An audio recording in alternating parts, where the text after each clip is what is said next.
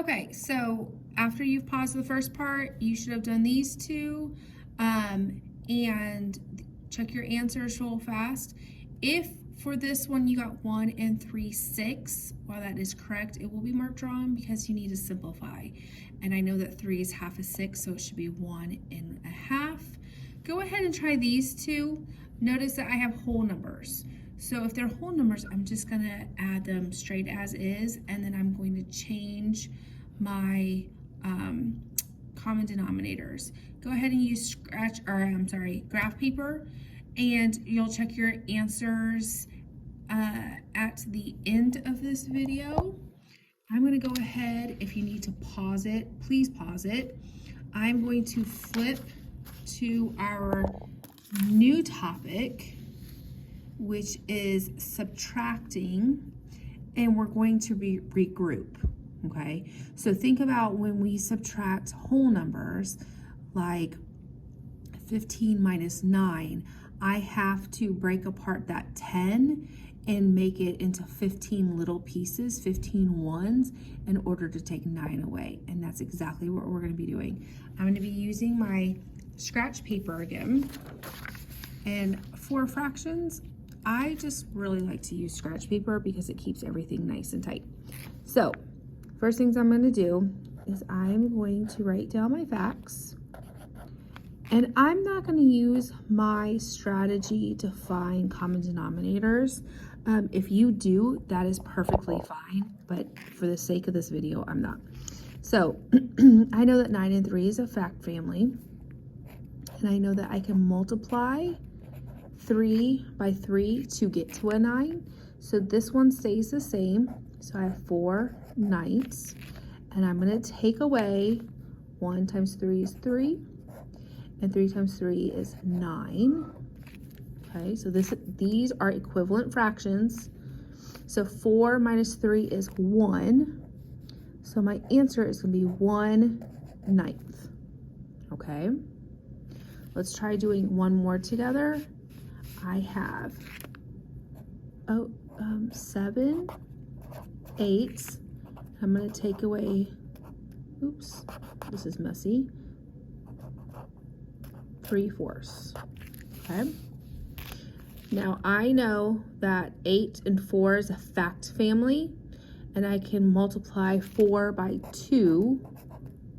Whatever I do to the top, I have to do to the bottom in order to get to 8. So these stay the same. And 6 would be this one, the numerator. And 4 times 2 is 8.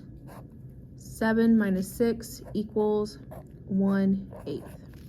Now, if you need to pause this video or rewind it in order to go back and really, write down and watch what I'm saying, please do that.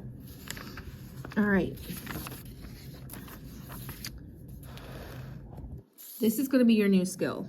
All right.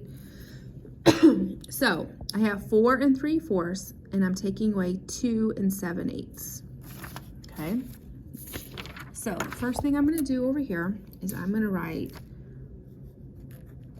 4, because that's my whole number, and 3/4, and I'm going to take away 2 and 7/8. Okay. This is like a multi-step. It's multi-step. Okay.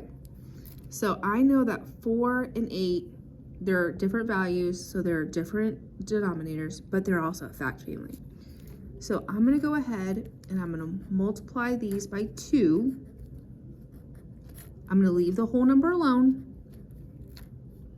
and I'm going to get 6/8.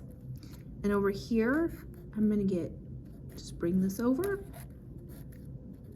Now I can say 4 minus 2 is 2. Excuse me. But if I have 6 pieces, I can't give you 7. So I'm going to have to borrow over here and regroup. So I'm going to take one whole away. When I take one whole away, I have 3 wholes. Okay? And when I take if I take one whole away, 8/8 is 1 whole. okay? It's the same thing as 1, if you can see my finger, but I'm breaking it up into little pieces, and 8 pieces make a whole, so I'm just doing 8 eighths. And I have to add it to my 6 eighths. So it's like I'm putting all my little pieces together. So 8 plus 6 is 14. Wow. So I have 14 eighths. Yes, it's an improper fraction. Yes, it makes you uncomfortable, but just stick with it for a second. Then I carry everything down. Now I subtract.